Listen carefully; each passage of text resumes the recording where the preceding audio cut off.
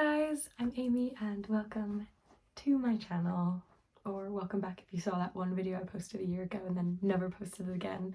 One of my New Year's resolutions is to get back to reading because I was in a massive, what felt like a year-long reading slump last year and I only read 9 books, but things are going pretty good this year. I've read 3 books and it's the 14th of January, so feeling pretty good. What we're going to be talking about today is the sort of bookish version of what I got for Christmas, which includes a bit of a crazy amount of books and a book adjacent thing that I got from a friend for Secret Santa. So I'm obviously so thankful to have gotten all these books. They were either bought for me or from like money I got for Christmas from family. So we're gonna go through these. I actually bought, to start with, 2 cookbooks, which I don't have with me, but it was Sift by Nicola Lamb and Cookies and Crumbs by, oh my gosh, I can't remember what her name is. I'm trying to read it from here. I don't think I can, but I will insert clips of the 2 of them. I'm so excited. I've made the s'mores cookies from Cookies and Crumbs already, and they were so fantastic, but I've had my eye on Sift for absolutely ages. Just obsessed with her. I follow her, I'm on her Substack, like absolutely obsessed with her, so I'm very excited to finally get that book. But now on to the actual, it's all fiction. I'm going to talk about obviously what I got and why I got them, just like why I chose them. I'm going to start with The Appeal by Janice Hallett, I think is how you say her name. But it's another one of those sort of like, not cozy crime, but it does feel in that sort of category of the Thursday Murder Clubs, the sort of like Reverend Richard Cole's books. So very exciting. It really piqued my interest. Really liked the fact that like there was a drama society putting on a production while this sort of investigation is going on. It reminded me a lot of like Only Murders in the Building season 3, if you've seen it, while they're doing the Broadway show. And it also reminded me of See How They Run, which is that Sam Rockwell and Saoirse Ronan film that's like about a murder in Mousetrap, but they're putting on Mousetrap, or like, it was really good. I watched it like last Christmas in 2023, so very excited to give this a read. I have The Alperton Angels by Janice Hallett, but I haven't read it, but I felt like I should read this one first, so I don't remember how I ended up with The Alperton Angels, but I have it, but now I have this one too. I'm very excited. Then I bought The Inseparables by Simone de Beauvoir. I have started this. It's on my TBR for January. We'll talk about that later. But it just really piqued my interest because I love sort of like girlhood stories. Like, very excited to read this, and I feel like I want to read some more of her stuff, and The Second Sex is far too long to start with, so I thought I would start with something much shorter. But yeah, and then I have 2 that I bought for the same reasons, but I will show them both one at a time. I have Beloved by Toni Morrison. I was supposed to read this in school, but I was, as probably most people during 2020 especially, I was burnt out, and just because I've heard just nothing but good things about her, and I appreciate her so much as an author from like a layman's perspective, that I want to become actually familiar with her as an author, because it just sounds incredible as well. So I'm very excited, and the cover is just gorgeous, so that also sweetens the deal. But yes, and then in a similar vein, the exact same class that I was supposed to read this in, I also have Their Eyes Were Watching God by Zora Neale Hurston. Just one of the most beautiful editions I've ever seen, and like, oh my gosh, are you kidding me? I mean, it's the Virago Modern Classics, so they're always gorgeous. So now that I am back in the sort of like loving to read and not being forced to read, I have decided to go back to it, because another thing that I want to do this year is read more classics. And then next I have Kim Ji-young, born in 1982, by Cho Nam-ju, and I'm very excited that I got this because I have heard nothing but good things about it. Loads of my old colleagues from when I worked in a bookshop were absolutely hounding me to read it. It was always on like our perennial table. But it just sounds, I've heard nothing but like how relatable it is as a woman, so very excited to read this. And like, again, a fantastic cover. And then I have The Haunting of Hill House by Shirley Jackson. I read The Lottery by Shirley Jackson, I think when I was like 14 or 15 in school, and I was absolutely like in awe of it. I just found it so incredible. I found her writing to be like, it just kept me in, like so engaged, and I want to get into more genre fiction this year because I feel like I got very quickly going back, like when I sort of rediscovered my love for reading, I got very quickly into the sort of like gritty literary fiction of it all. And this year, obviously I love literary fiction, but I don't want to limit myself to just literary fiction. I know I like Shirley Jackson's writing, so I thought I would start with her. And it's also not too long because I wasn't going to start with a Stephen King or anything.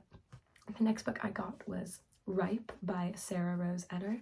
Something about the sort of blurb on the back just enticed me so much, and like, again, the cover, the pomegranate, like, oh my gosh, everything about it, it just sounded so good. And yes, I'm very excited to read this. I don't know much about it, I haven't heard much about it, but I feel like that's always where I find some of my like favorite books. And then we have The Poppy War by R.F. Kuang. As I said, I want to get into more genre fiction and fantasy this year. I just have heard nothing but good things about The Poppy War, and I've heard it's like absolutely just gut-wrenching, so sounds right up my alley because I love to be sad while I'm reading, so that's also on there. I'm very excited by that. And I own basically all of R.F. Kuang's like books right now. I don't own the rest of the Poppy War series. I haven't read any of them yet, but I'm so excited. That's another thing that I want to do this year, is like read some of these authors that I have so many of their books, but I've just never gotten around to reading them, which is insane. But that's another goal of mine, because I feel like, I don't know if anyone else gets this, but sometimes when a book is so like hyped up, I get almost like scared to read it, because even if I know I'll like it, I'm scared to not like it, so then I like don't read it. But obviously that's so ridiculous and there's no need for that, so I'm gonna do better and actually read the books that I want to read. Then the last physical book I got was Love on the Brain by Ali Hazelwood. I read The Love Hypothesis ages ago, I think back in like 2022. It was before I moved to the UK actually. So I've got Love on the Brain, which sounds like a Love Hypothesis in a different font, so who's not gonna like that? I don't know, I'm very excited. It seems really fun. That is the last of my physical books, and then I bought 2 books on my Kindle. One of them was The Christmas Tree Farm by Laura Gilmore. You know, I wanted to be in the zeitgeist with Pumpkin Spice Cafe. I read a lot of those like romances that people are like, oh my god, it's so like this and everything. I read them to be like, I want to know what people are talking about. And I also have Not in Love by Ali Hazelwood, so I'm very excited about both of those as well, for when I ultimately read too many tragic books in a row and need a break. So then the other little bookish thing I got for Christmas was a book embosser from one of my lovely friends from high school. I used to have a book stamp, but then she got me a book embosser, and it has like a little dagger and it's so beautiful. And now we're going to talk about my sort of TBR for January. So as I said, I've read 3 books this year. One of the books on here I actually finished this morning, so that's why it's 3 now. So the books I've read this year so far are Orbital by Samantha Harvey, and Butcher and Blackbird by Brynne Weaver. Just finished She's Always Hungry by Eliza Clark. So good. Oh my gosh, I love that woman. And then for the rest of the month, I have 4 other books that I have planned out for this month. I don't know if I'll read all of them. It's okay if I don't read all of them, but it's nice to have some plan, because otherwise I get a bit stuck on what to pick. So I like kind of writing down, and if I don't want to read one of these, I'll put it down, I'll pick something else. But it's nice to have a little bit of a plan. So the next one on the list is The Inseparables by Simone de Beauvoir, as we talked about. I'm already like 15 pages in. Very cute. I was reading on the train, so very excited for that. And then I think I already name dropped it, but The Thursday Murder Club by Richard Osman. Again, like I said, I want to read a bit more like genre fiction, and people talk so much about cozy crime. I'm not really a person who likes cozy books generally, but I'm trying to remind myself that people are allowed to be not miserable all the time. So I'm excited to read that one. And then I've heard such good things about this, and I'm so excited. I have I Who Have Never Known Men by Jacqueline Hartman. I've like my old colleagues, like, oh, they talked about it so much, so I'm very excited to read this. To finish the month on a sad note, I have On Earth We're Briefly Gorgeous by Ocean Vuong, which I've owned for I think almost 2 years now, and I've just been so scared to read it. Very excited. I've heard nothing but good things about it, and I'm just very excited to read it and to be absolutely destroyed by it. I've heard nothing but good things about Ocean Vuong's writing, so I'm super excited about that. And so I'm very excited. I feel like I'm already having a much better reading year than I did last year. I feel so motivated to read. I don't feel the pressure that I felt like I felt last year to read. I felt like I was reading for other people rather than reading for myself. So I've got some goals written down as well for 2025 as reading goals sort of thing, but I've got slowed book buying. I have so many books like I talked about, so I want to slow down with the book buying. I'm planning on, after all of this, not buying a new book till I've read about 5 or 10 of my physical TBR. I did update this already. I had 25 books as my reading goal for the year, just to put less pressure on myself, because the year before, in 2023, I think I read 43 books, but then this year I read 9. So I didn't want to put too much pressure on it, but I also want to motivate myself, so I have switched it to 50 already, which is more than I've ever read in a year. But I don't know, I'm just doing it for myself. I'm allowing myself to lower it if I need to, but that's my goal. I'm trying to read at least 3 books a month, which I have already achieved this month, so I do think it's absolutely possible.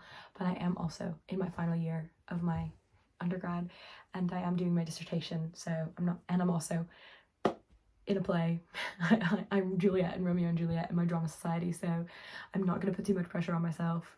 I also wanted to diversify my reading, because I found that, or like diversify the voices that I'm reading, because I was sort of reflecting on the books that I have in like my favorite shelf on Goodreads, and most of them are white women, and nothing against them, but I just find that I want to read more.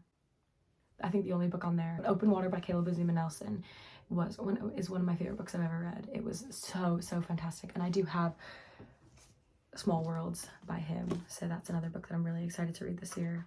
And then I also want to read more classics, like I said, you know, demystify the weird mental block I have with classics. So yeah, that is what books I got for Christmas, or what bookish things I got for Christmas, my January TBR, and some of my reading goals. Thank you guys for watching, and thank you guys for listening. If you guys have any personal reading goals that you want to achieve in 2025, leave them down below. I'd love to read them, maybe add more to my list. If you guys have read any of these books, let me know what you thought of them. I'm so excited. Or let me know what you guys got as books for Christmas or whatever holiday you celebrate. Yeah, thank you again for watching, and I'll see you guys next time.